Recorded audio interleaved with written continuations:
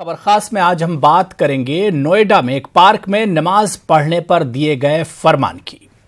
नोएडा के सेक्टर 58 के एक पार्क में नमाज की अदायगी पर रोक के बाद यह मामला अब तूल पकड़ता जा रहा है। इंतजामिया पुलिस की कार्रवाई को दुरुस्त करार दे रहा है, वहीं दूसरी जानिब एक तबका इसे योगी हुकूमत के मुतासिबाना रवैये से भी ताबीर कर रहा है। दूसरी जानिब इंतजामिया की जानिब से निजी कंपनियों को मुस्लिम मुलाजमीन को अवामी मकामात पर नमाज पढ़ने से रोकने के लिए कहा गया। हुक्म की खिलाफ वर्जी होने पर निजी कंपनियों पर कार्रवाई की बात कही गई है।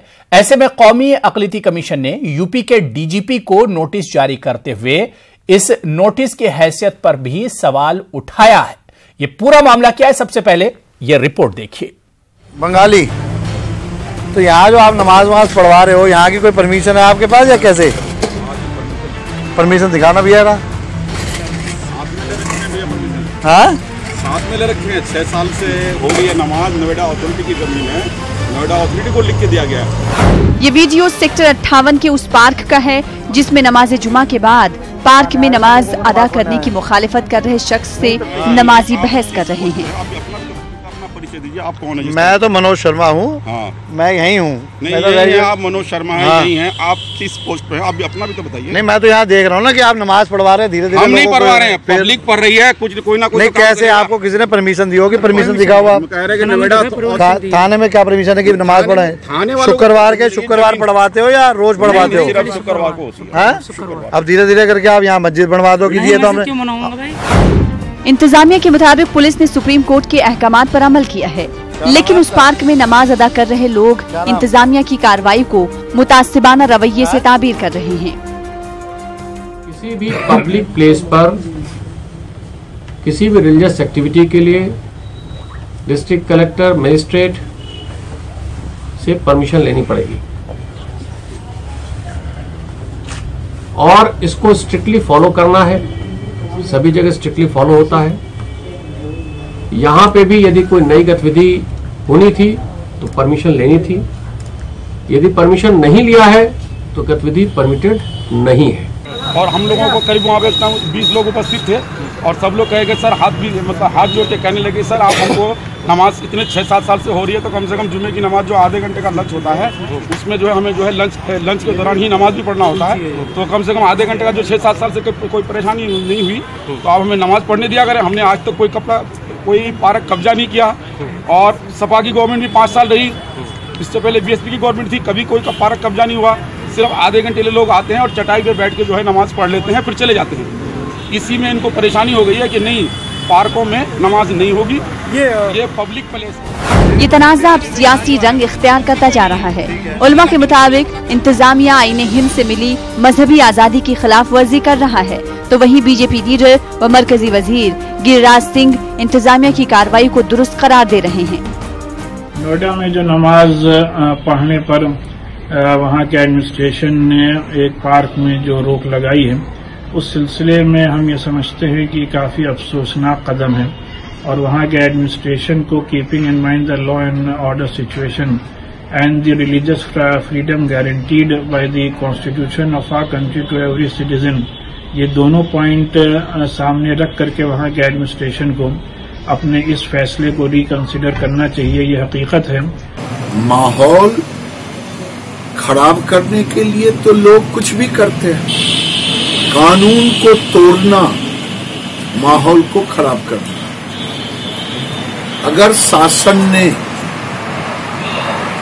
ये निकाला है तो जो भी देश के नागरिक हैं नमाज पढ़ें, उचित स्थान पे जाके पढ़ें। पार्क में नमाज की अदायगी पर शुरू हुआ तनाजा अब लखनऊ की सियासी गलियारों तक पहुंच चुका है। अब इस बात का इंतजार है कि हुकूमत इस मामले में क्या रुख इख्तियार करती है। Bureau report, news 18 Urdu. तो सवाल ये उठता है कि आखिर पार्क में अगर नमाज पढ़ी जा रही है तो इस पर पाबंदी क्यों, इस पर एतराज आखिर क्यों जताया जा रहा है, या जिस तरह का फरमान जारी किया गया है कि पार्क में नमाज नहीं पढ़ सकते, आखिर ये किसके शह पर, किसके इशारे पर किया जा रहा है।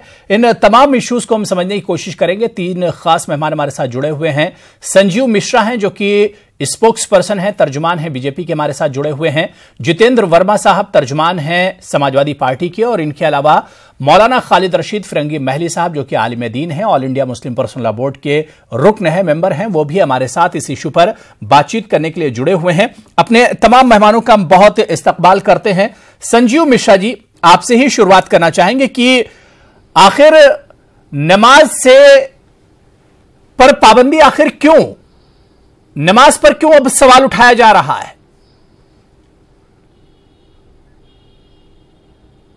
नहीं, देखिए, पूरी चीज अगर समझेंगे तो ज्यादा उचित रहेगा।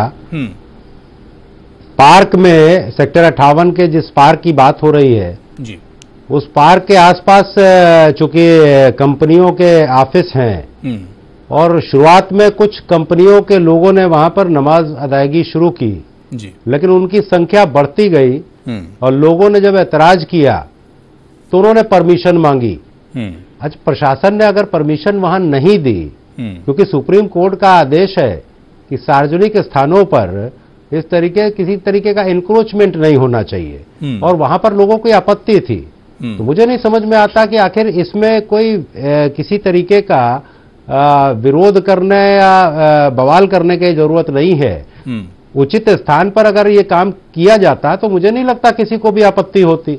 और संख्या बल भी जरूरी है। संख्या बल अगर जरूरत से ज्यादा है तो निश्चित रूप से वहां पर आपको परमिशन लेनी चाहिए, और परमिशन आपने ली, वो परमिशन वहां के जिला प्रशासन ने अगर नहीं दी है, संजीव मिश्रा जी, तो कोई कारण है उसका। ये सारी चीजें अगर सामने रखी जाए तो ज्यादा बेहतर। संजीव मिश्रा जी, ये नमाज जो पार्क में, जिस पार्क की आप बात कर रहे हैं जहां पर सिर्फ जुमे की नमाज होती है, और ये आज से नहीं हो रही, पिछले तकरीबन 6-7 सालों से यहां पर नमाज पढ़ी जा रही है। अब आपका एडमिनिस्ट्रेशन या इंतजामिया क्यों जागा? सरकार को अब आखिर अब ख्याल क्यों आया? नहीं, मैंने आपसे कहा, शुरुआत में ही मैंने ये बात कही कि शुरुआत जब हुई थी तब वहां बहुत कम संख्या बल था। अच्छा। लेकिन ये 5-6 सालों में जिस तरीके से संख्या बल बहुत तेजी से बढ़ा और एक इस तरीके के हालात आ गए कि लोगों ने उसका विरोध किया जी, तो ये चीजें देखनी पड़ेंगी, दोनों तरफ की चीजें देखी जाती है। मैंने आपसे कहा कि संख्या बल के आधार पर वहां के प्रशासन ने अगर अनुमति नहीं दी है तो मुझे लगता है कि उनको अपनी स्वीकृति के लिए अपना और निवेदन करना चाहिए कि हम भाई कम संख्या में और अलग अलग पार्कों में बैठेंगे, या कुछ इस तरीके का किया जाता जिससे कि प्रशासन भी संतुष्ट हो जाता और इनको भी आपत्ति नहीं होती। मुद्दा ये है। ठीक है। मौलाना खालिद रशीद फिरंगी महली साहब, जिस तरह से मस्जिद न होने की वजह से एक पार्क में ये लोग जुमे की नमाज पढ़ते हैं, और जैसा कि संजीव मिश्रा जी कह रहे हैं कि भाई संख्या ज्यादा हो गई, तादाद ज्यादा हो गई, जिसकी वजह से एतराज जताया जा रहा है। हालांकि वहां पर नमाज, खालिद रशीद फिरंगी महली साहब, पिछले 6-7 सालों से हो रही है। इस एतराज को कैसे आप देखते हैं जो एडमिनिस्ट्रेशन ने कदम उठाया है?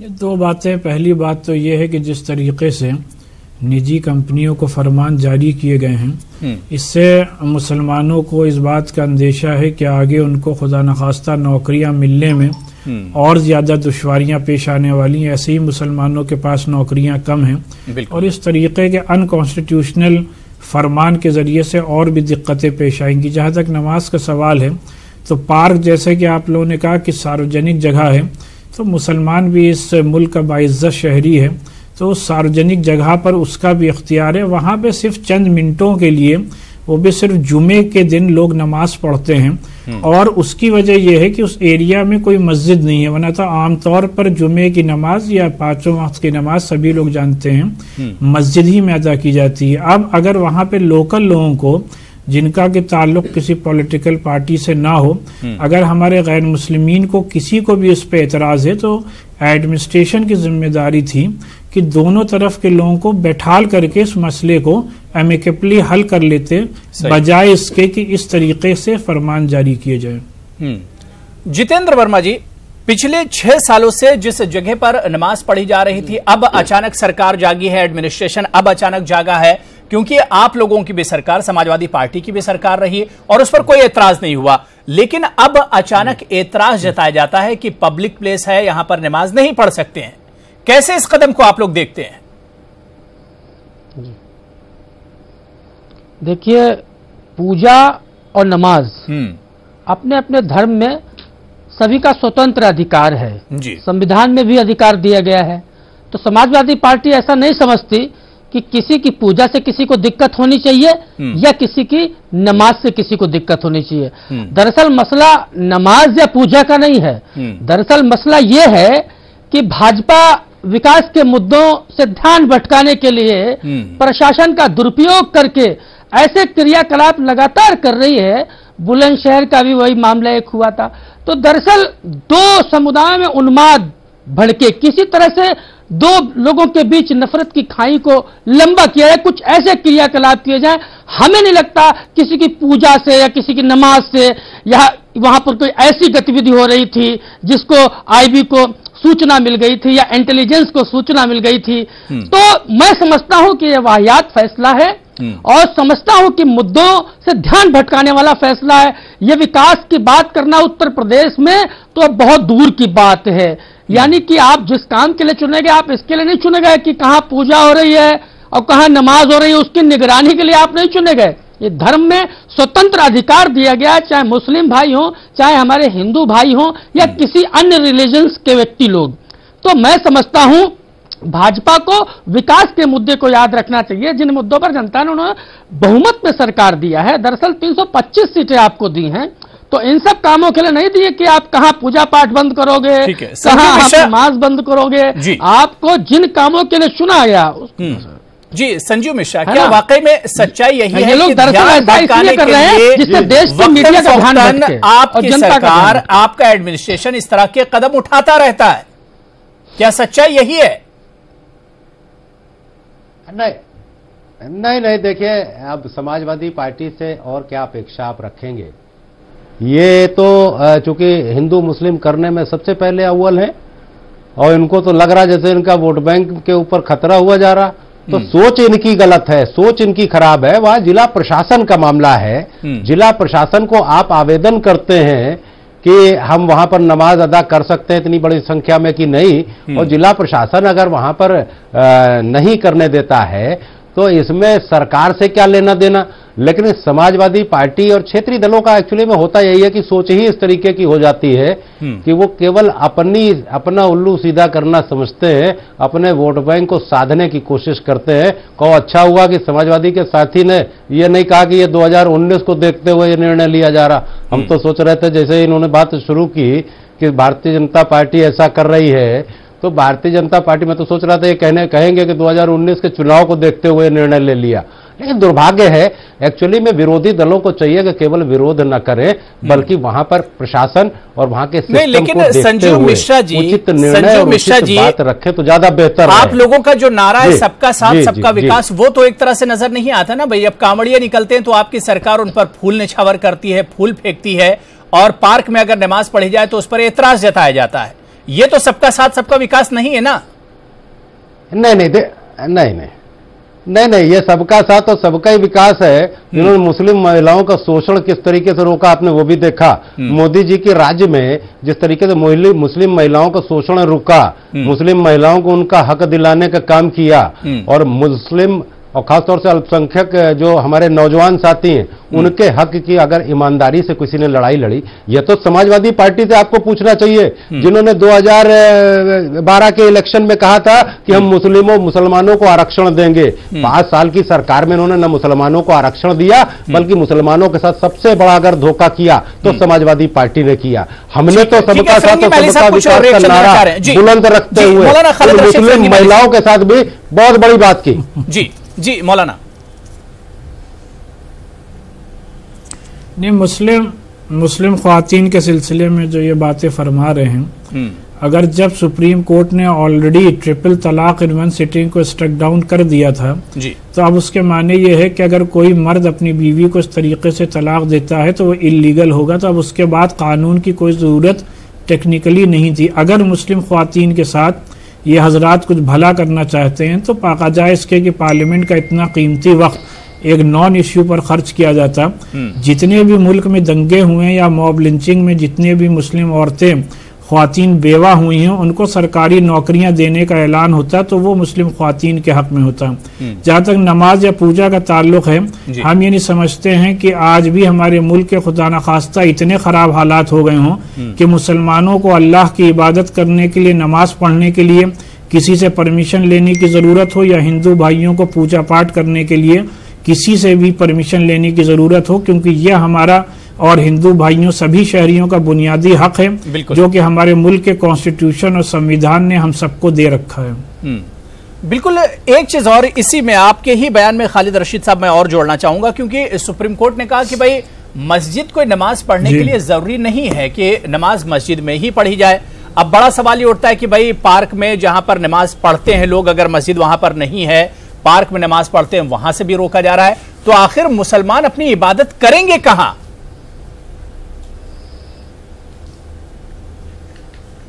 नहीं, देखिए हम लोग तो हर जगह का सफर करते हैं जी, चाहे ट्रेन में हो, चाहे प्लेन पे हो, चाहे एयरपोर्ट पे हो, चाहे किसी पार्क में हो, जहाँ कहीं भी वक्त आ जाता है नमाज के लिए खड़े हो जाते हैं। और वहाँ पे जो हमारे गैर मुस्लिम भाई बहन होती हैं वो उसको पूरी अकीदत के साथ हमारा साथ देते हैं। हमारे पास अगर बिछाने के लिए कपड़ा नहीं होता है तो साफ अपना जो भी चादर होती है वो बाकायदा बिछाने के लिए दे देते हैं। तो जनरली तो हमारे हिंदू भाई बहन नमाज को, इबादत को बहुत ही श्रद्धा के साथ लेते और देखते। यही वजह है कि आप देख लें कि तो आज भी मगरिब की नमाज के वक्त बड़ी तादाद में मस्जिद के बाहर हमारे हिंदू भाई, हमारे हिंदू बहनें अपने बच्चों को लेकर आती हैं जिससे कि नमाजी उनके लिए दुआ करें। तो हमारे मुल्क की जो खूबसूरती है वो ये है। अब ना मालूम क्यों दोनों कौमों को लड़ाया जा रहा है, ये तो जो लोग लड़ा रहे हैं वही बेहतर बता सकते हैं। बिल्कुल। जितेंद्र वर्मा, जैसा कि अभी आपने कहा कि भाई ये तो मुद्दों को भटकाने की कोशिश है, असल पर्दे के पीछे कुछ और है। जी देखिए सर, कौन दो संप्रदायों के बीच, दो लोग जो प्रेम से रहना चाहते हैं उनके बीच कौन उन्माद फैलाना चाहता है, ये बुलंदशहर में साफ हो गया था जब 20 से 25 नेता इनके नामजद और विभिन्न संगठनों के पदाधिकारी, अधिकृत पदाधिकारी जब पकड़े गए और 2-3 अभी जो मुख्य आरोपी हैं खुलेआम घूम रहे हैं, वीडियो वायरल कर रहे हैं, तो ये वहां साफ हो गया था कौन लोग दंगा करा के चुनाव में राजनीतिक रोटियां सेकना चाहते हैं। दरअसल देखिए, जो सरकार काम नहीं करती वो सरकार का काम ही यही होता है कि धार्मिक उन्माद फैलाए, लोगों के बीच दूरी पैदा करे, प्यार मोहब्बत को खत्म करने का प्रयास करे। शिक्षा मित्रों का मसला अभी तक हल नहीं हुआ। 2017 से करीब 1000 शिक्षा मित्र बेचारे मर गए, उनकी समस्या का समाधान नहीं हो पाया। आप एक भी नौकरी की भर्ती अभी तक नहीं कर पाए। आलू किसान, धान किसान मारा मारा घूम रहा, आत्महत्या कर रहा, उनकी समस्याओं का निदान आप नहीं कर पाए। आपके अयोध्या, प्रयागराज, उन्नाव जैसे कई जिलों में महिलाओं के साथ अपराध के बड़े मामले सामने आए।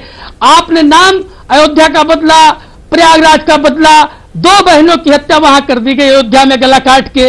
आप बताइए, आगरा में जिंदा जला दिया लड़की को। अभी तक अपराधी घूम रहे हैं, पेशे पर अपराधी आते हैं, उनकी खातिरदारी में प्रशासन जुट जाता है। मुख्यमंत्री जी बजरंग बली की जाति बताने लगते हैं, भाजपा के बड़े बड़े मंत्री बजरंग बली की जाति बताने लगते हैं। अरे इन लोगों ने इंसानों को तो जात में बांटा ही, जात धर्म में, साथ में भगवानों को भी इन लोगों ने अपने चपेटे में ले लिया, भगवानों की जात बिरादरी बांटना शुरू कर दिया। उसी का परिणाम था कि मंगल के दिन बजरंग बली ने इनको 3 राज्यों में पटका था और बुरी शिकस्त का इन्हें सामना करना पड़ा था। बजरंग बली ने अपना बदला ले लिया है। भारत देश के वासी प्यार मोहब्बत के एक ही प्यार के माले में पियो के रहना चाहते हैं और 2019 में भगवान श्री राम जी की बारी है इनसे बदला लेने की। श्री राम जी जब इनसे नाराज होते हैं, इन्हें वनवास देते हैं 14 साल का, सेंट्रल गवर्नमेंट में 10 साल का, ये समझ लीजिए। बिल्कुल संजीव मिश्रा जी, जिस तरह से जितेंद्र वर्मा कह रहे हैं कि 2019 में नहीं, संजीव मिश्रा, जिस तरह से जितेंद्र वर्मा कह रहे हैं कि भाई अली और बजरंग बली का पूरा मामला आपने वहां डेवलपमेंट और विकास को अलग रख दिया, अली और बजरंग बली पर आप लोग चुनाव लड़े और उसका नतीजा आपने देखा, और अभी भी बीजेपी उसका सबक नहीं ले रही है उससे। नहीं, देखिए 3 राज्यों के चुनाव की अगर बात की जाए तो वहां के जो परिणाम आए हैं हार जीत उसी की होती है जो चुनाव मैदान में आता है। और हमने तो चुनाव बहुत बढ़िया तरीके से लड़े और बहुत अच्छे तरीके से। हार जीत अलग मायने रखती है, लेकिन चुनाव लड़ना और अच्छे तरीके से लड़ना, और हमारे साथियों ने, हमारे कार्यकर्ताओं ने जिस तरीके की मेहनत की, मैं तो उनको धन्यवाद दूंगा। सरकार बनी या न बनी ये अलग विषय होता है, लेकिन जिस तरीके की स्थिति कह रहे हैं, अब आप बुलंदशहर की बात कर रहे हैं, बुलंदशहर में तो इतने बड़ा दंगा कराने की साजिश थी जिसको कामयाब नहीं होने दिया गया, उसको नहीं देखा। एक पुलिस अधिकारी की शहादत हो गई। बजाय राजनीति करने के, ऐसे लाशों पर राजनीति करने से बाज है, मैं तो समझता हूं क्षेत्रीय दल, क्योंकि इन लोगों को इसके अलावा कुछ नहीं आता। अगर हमने कोई बहुत बड़ा काम नहीं किया तो कितने आंदोलन, कितने धरना प्रदर्शन आपने कर दिए, कितनी जनता आपके साथ जुड़ गई, इस बात का जवाब देना चाहिए। और खाली लफाजी करने से कोई बात नहीं आएगी। बड़े चैनल पे बड़ी बात और मुद्दे पे बात होनी चाहिए। आज आपका जो मुद्दा है, हम उस मुद्दे पर लौटते हैं। ईमानदारी की बात है, प्रशासन ने वहां पर क्यों, आप बड़ा चैनल है, एक प्रशासनिक अधिकारी को कम से कम वहां पर अगर आपने लाइन पर ले लिया होता और हमने उसकी भी जानकारी हासिल कर ली होती कि वस्तु स्थिति क्या है, तो ज्यादा बेहतर रहता। मैं तो समझता हूं केवल यहां पर राजनीति करने से बाज आए, वहां पर जो स्थितियां हैं उसको गंभीरता से लेना चाहिए। हाँ, इसमें कोई दो राय नहीं है कि अगर वहां पर मस्जिद नहीं है, लेकिन संजीव मिश्रा जी फलानी जगह पे मस्जिद बनाए दे रहे हैं, संजीव मिश्रा जी, लेकिन आप संविधान को भी देखिए, आपका दस्तूर, आपका संविधान क्या कह रहा है भाई? आर्टिकल 25 क्या कहता है कि मजहबी आजादी है आपको मुल्क में, उसको भी अब रोका जा रहा है सरकारों के जरिए, एडमिनिस्ट्रेशन के जरिए। मैंने इसीलिए कहा कि प्रशासनिक अधिकारी को लाइन पर ले लेते तो और ज्यादा वस्तु स्थिति का सही आकलन हो जाता। मैंने शुरू से ही कहा, आपने कहा 6 साल से वहां पर चल रही थी, मैंने कहा शुरुआत में बहुत 5-7 लोग थे जो वहां पर नमाज अदा करते थे, आपत्ति नहीं हुई होगी, लेकिन धीरे धीरे करके वहां पर कंपनियां भी बढ़ी और वहां पर माइनॉरिटीज के लोगों की संख्या भी बढ़ी और इतनी बड़ी संख्या हो गई कि लोगों को आपत्ति हुई। अब लोगों को आपत्ति हुई, उसके बाद वहां के जिला प्रशासन ने अगर कोई निर्णय लिया है तो जिला प्रशासन के निर्णय को लेने के आधार पर वहां के जिला प्रशासन के किसी अधिकारी को भी अगर लाइन पर ले लिया जाता तो वस्तु स्थिति की ज्यादा अच्छी जानकारी देते। मेरे पास जितनी जानकारी उस आधार पर मैं कह सकता हूं कि संख्या बल ज्यादा हो गया, इसलिए प्रशासन ने अनुमति नहीं दी। और प्रशासन ने अनुमति अगर नहीं दी तो आपको चाहिए था कि आप दूसरा अपना मेमोरेंडम दे करके कहते कि हम थोड़ी थोड़ी संख्या में अलग अलग बैठ जाते, तो उसमें दिक्कत क्या है? मैं समझता हूं इसको, इस मुद्दे देखिए जुमे की नमाज के बारे में खासतौर से शायद आपको पता नहीं है, ज्यादा बेहतर है। जुमे की नमाज के बारे में ही शायद आपको पता नहीं, मौलाना खालिद रशीद फिरंगी महली साहब आपको अच्छे से बता देंगे। आप जी मौलाना खालिद रशीद फिरंगी महली साहब, आप संजीव मिश्रा जी का जवाब तो दीजिएगा। उन्होंने कहा कि थोड़े थोड़े लोग अलग अलग नमाज पढ़ लेते, उन्हें शायद जुमे की नमाज के बारे में पता नहीं है। लेकिन मेरा जो सवाल संजीव मिश्रा से था वही सवाल आपसे भी खालिद रशीद साहब, कि क्या आपको नहीं लगता है कि भाई अब आइन और दस्तूर भी खतरे में है? हमारा आइन आर्टिकल 25 बताता है कि भाई आपको आजादी, मजहबी आजादी है, और उसके बाद इस तरह की रोक लगाई जाना, इस तरह के फरमान जारी किया जाना, क्या वाकई में दस्तूर और आइन को खतरा नहीं है आज? नहीं, ये पूरी हरकतें जो हैं वो दस्तूर और आइन के खिलाफ हैं और हमारा मुल्क उसी वक्त तेजी से तामीर और तरक्की के रास्ते पे आगे बढ़ सकता है जबकि तमाम काम हम और आप और तमाम हुकूमतें दस्तूर के ऐन मुताबिक करें। जहाँ तक नमाज का सवाल है तो सभी को मालूम है कि नमाज के पीछे ना कोई सियासत होती है ना कोई और मकसद, सिर्फ और सिर्फ उसमें अल्लाह की इबादत चंद मिनटों के लिए की जाती है, भी नहीं कोई 1-2 घंटे नमाज चलती है। जो जुमे की नमाज के लिए जमात जरूरी है। जमात से मुराद ये है कि सब लोग एक साथ एक सफ में खड़े होकर आगे पीछे ज्यादा होनी चाहिए जुमे की नमाज पढ़ें। हम नहीं समझते कि सियासी लोगों को छोड़ करके चंद सियासी लोगों को छोड़ करके आम जनता को, आवाम में किसी भी मजहब के आवाम को हमारी नमाज पढ़ने से या हमें किसी की पूजा करने से ना कोई दिक्कत हुई है, ना आज दिक्कत है। और अगर ईमानदारी के साथ वहां पर एडमिनिस्ट्रेशन वहां के लोकल लोगों को, दोनों तरफ के लोगों को साथ में बैठा ले तो इंशाल्लाह ये मसला हल हो जाएगा। जब हम नमाज पढ़ते हैं तो उस पूरे एरिया पर अल्लाह की रहमतें नाजिल होती हैं जो सबके लिए फायदेमंद हैं। बिल्कुल संजीव मिश्रा जी, शायद आपको बात अब समझ में आ गई होगी कि भाई जुमे की नमाज 2-4-5 लोगों में नहीं होती, बल्कि उसके लिए एक संख्या बल होनी चाहिए, एक जमात बाकायदा बनती है, ग्रुप होता है जो नमाज पढ़ता है और 5-7 मिनट में नमाज खत्म हो जाती है। खैर, ये इशू लोकल था। आपने कहा कि भाई एडमिनिस्ट्रेशन को किसी को जोड़ना चाहिए था, ये लोकल इशू था, लोकल लेवल पर इसे हल करना चाहिए था। लेकिन आपके नेशनल लेवल के लीडरान गिरिराज सिंह जैसे लोग इस पर बयान देते हैं और वो कहते हैं कि एडमिनिस्ट्रेशन का ये बहुत अच्छा कदम है। क्या इस पर आपकी पार्टी सियासत नहीं कर रही, संजीव मिश्रा? नहीं, देखिए, सियासत करने का कोई सवाल ही नहीं है। उन्होंने क्या कहा है मेरी जानकारी में नहीं है, लेकिन इतना जरूर है कि जो बात फिरंगी महली साहब ने कही, मैं इस बात से जरूर सहमत हूं और इसीलिए मैं बार बार ये बात कह रहा हूं कि अगर वहां के जिला प्रशासन का किसी अधिकारी को आपने लाइन पर लिया होता तो निश्चित रूप से उनके संज्ञान में भी ये बात आई होती कि दोनों, अब उन्होंने दोनों पक्षों को बैठाया कि नहीं बैठाया, ये बात अभी तय नहीं है। क्योंकि जिला प्रशासन का कोई अधिकारी होता तो वो इस बात को भी कहता कि हमने दोनों पक्षों को बैठाया था और क्या उसमें फिर लबो लबाब निकला, वो सारी चीजें अगर आती ज्यादा बेहतर रहता मेरा इतना कहना है कि इस तरह के, इतना जरूर है जो आपने बात कही कि जुमे की नमाज को, मैं इस बात का पक्षधर नहीं हूं, सवाल ही नहीं पैदा होता किसी तरीके की इसमें सियासत की कोई गुंजाइश नहीं है। और मैंने कहा कि मुस्लिम महिलाएं हों चाहे मुस्लिम लोग हों, जितना सुरक्षित, क्योंकि ये तो भय शुरू में दिखाया गया था कि अगर भारतीय जनता पार्टी की सरकार आ जाएगी तो सबसे ज्यादा हालत मुस्लिमों की खराब होगी। लेकिन आज कोई कह सकता है, मैं डंके की चोट पे आपके चैनल पे कहूंगा कि मुस्लिम जितना सुरक्षित भारतीय जनता पार्टी की सरकार में है, किसी सरकार में नहीं रहा। मुसलमानों के नाम पर उनको धोखा देने का काम किया, जिन्होंने कहा कि हम उनको आरक्षण देंगे, 5 साल की सरकार चलाने में कोई आरक्षण नहीं दिया। बिल्कुल बिल्कुल, क्योंकि ये मजहबी मामला, इसमें सियासत नहीं होनी चाहिए और सबका साथ सबका विकास होना चाहिए। सबका साथ का जो नारा है उसे सच कर दिखाना चाहिए सरकार को। बहुत बहुत शुक्रिया संजीव मिश्रा हमारे साथ जुड़ने के लिए। जितेंद्र वर्मा आपका भी शुक्रिया और मौलाना खालिद रशीद फिरंगी महली साहब आपका भी बहुत बहुत शुक्रिया हमारे साथ जुड़ने के लिए।